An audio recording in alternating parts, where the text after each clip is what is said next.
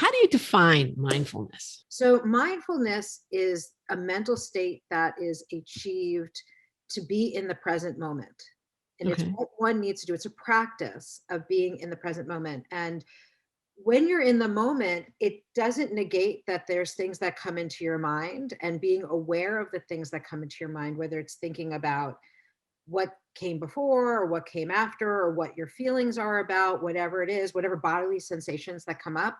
It's acknowledging that those things come into play, but that at all times you have the practice and process of acknowledging it, but then coming back to the moment and coming back to the moment. And the practice itself allows you to be in the moment even when you're actually not in a mindful meditation. And how does that affect test prep? The way it affects test prep is a lot of students go into testing either feeling that they're not good enough, or they're never good test takers, or that clock is ticking, or that person is sniffling, or there's skateboarders outside.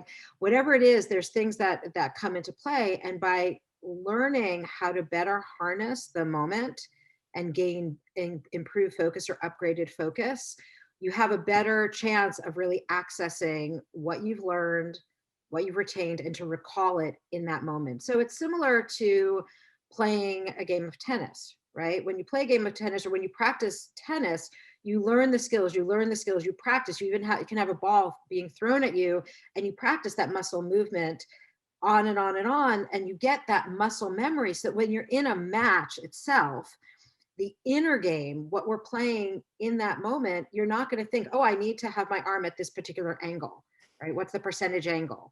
It's really thinking about it in terms of being in that moment and knowing all the practice that brought you there.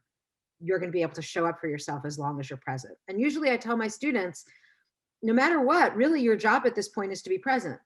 You've already done all the work. You've done all the study. You've done all of the building up for this moment, and now it's about releasing and letting the moment unfold in front of you and you showing up for it.